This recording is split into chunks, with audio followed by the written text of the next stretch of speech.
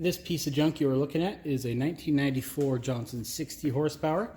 It is a 3-cylinder manual trim motor with a mystery lower unit.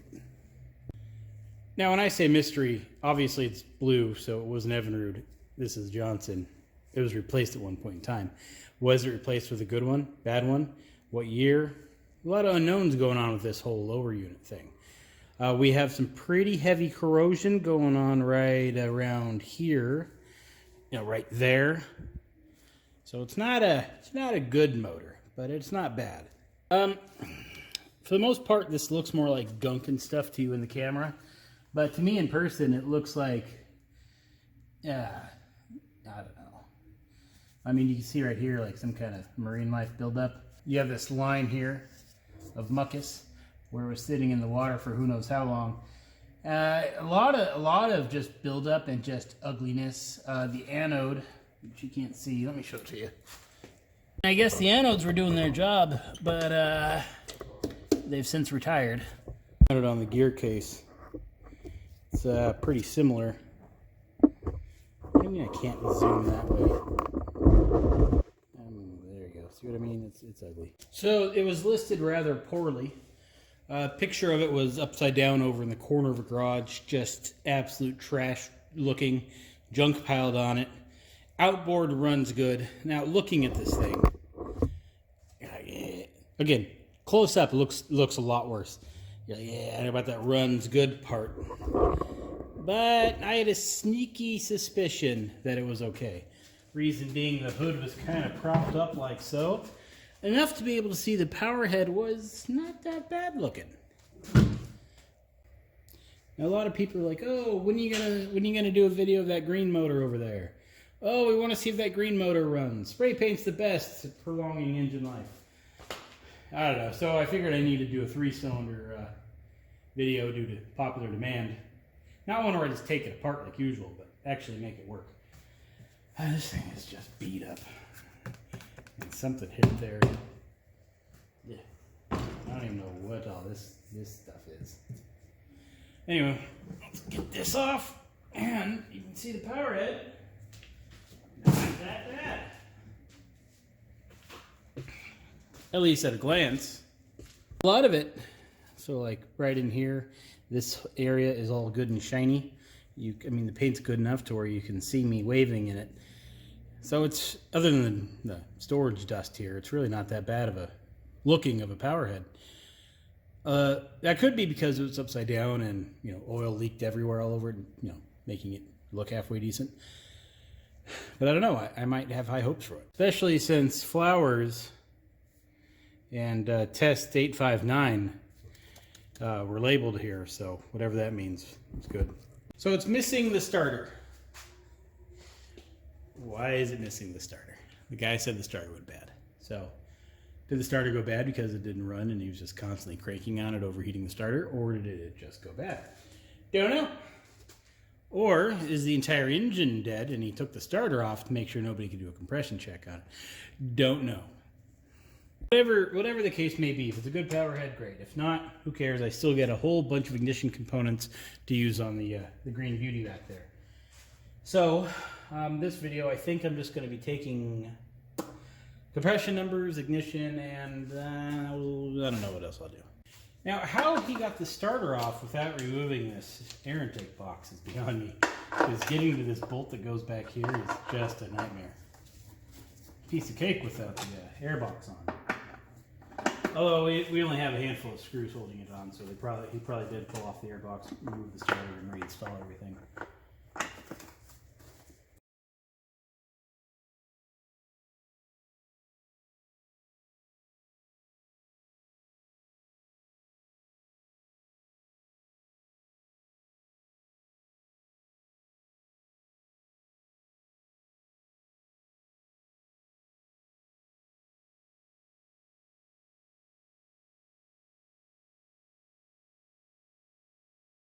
Okay, starter is on.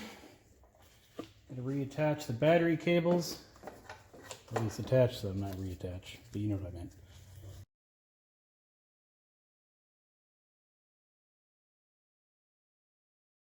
Okay, let's 86 these spark plugs. Oh, what's going on there? Jeez.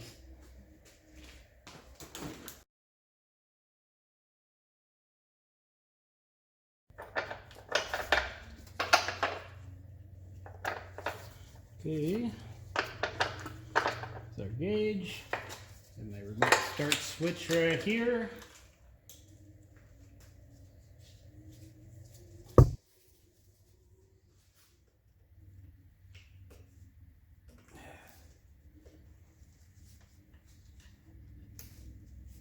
All right, starter. All right, we're in gear. Propeller's going everywhere. So we'll call it 130-ish on the bottom, and our starter's working. So that's good. We did have spark.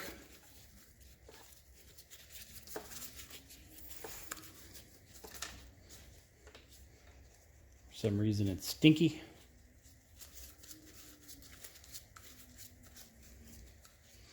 Smells like warm rubber, so I'm wondering if the water pump in there is getting moved around and friction and heating it up or something, or if just nastiness in the cylinders that I can smell because the spark plugs are out.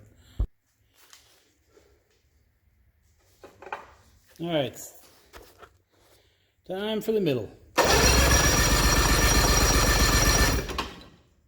Middle is the same,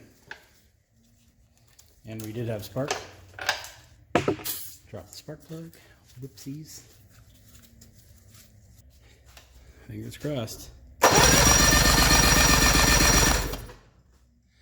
Oh, look at that. They're all even. Woo-wee. Now, why do we have a good power head on this piece of junk? I mean, look at this latch. Even the latch handle is loose. Everything on this thing should be junk. I don't know. I think it was a service replacement. Perhaps a rebuild. I doubt it's a rebuild. Usually when they rebuild it, you see wrench marks on all the screw heads, and the paint comes off. I'm wondering if it's a service replacement, like is replaced, warranty, or at a dealer with a new one. I don't know. But either way, this thing is complete junk looking. Powerhead's good. So ideally what would happen here is I would remove the carburetors, the linkage, the ignition components, everything attached to it, primer, wiring, so I just have the power head, so should I need it, that power head can go on to another project motor.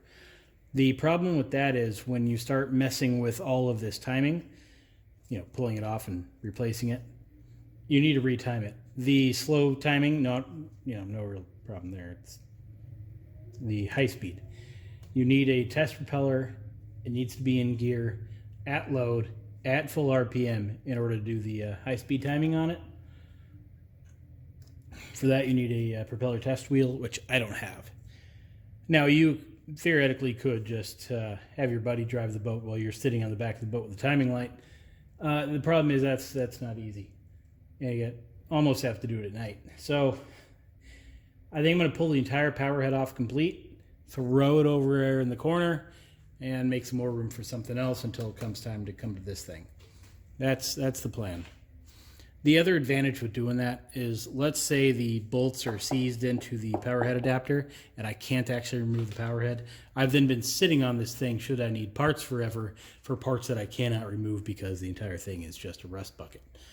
So either way, it's coming off. We'll do a little montage here of me just pulling bolts. I might stop to discuss it along the way, what I'm doing and why. Well, we'll see where the day takes us. Tools I need out handy here. I'm kidding, of course. I'm going to put on some YouTubes. Let's watch the Mr. Ballin. Listen to that while I rip this thing apart. Let's get started.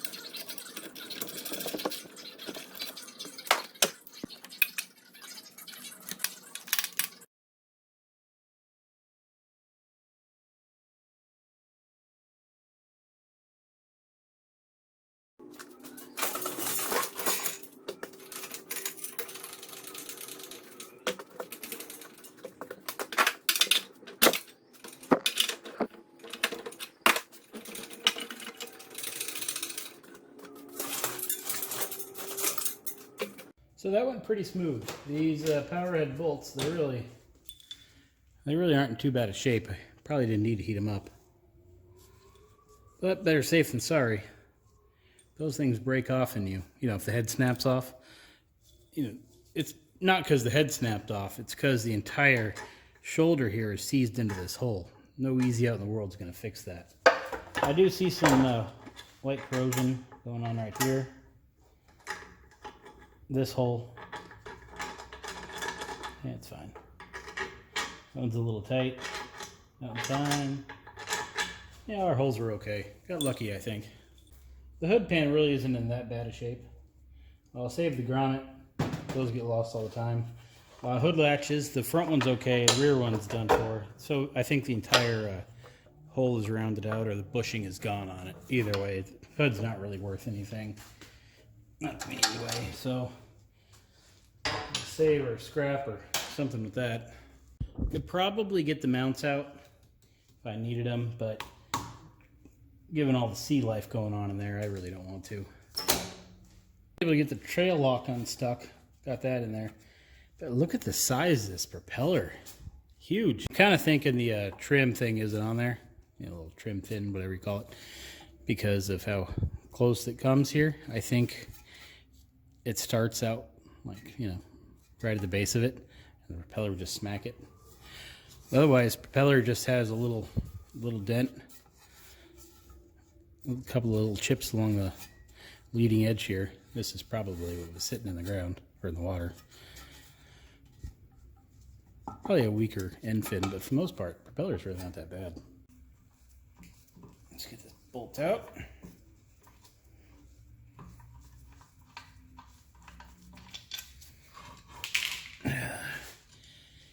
There's supposed to be something right about there. Can't quite put my finger on it. You notice here the housing's cracked. Our lower here is, of course, missing its water pump for some reason. Really what the key here was this power head. That can fix another motor. It's a good power head, I think. So, join me next time on this 3-cylinder adventure. We'll see what we can do to get one working. Otherwise, this thing can sit here in this corner until I'm ready for it.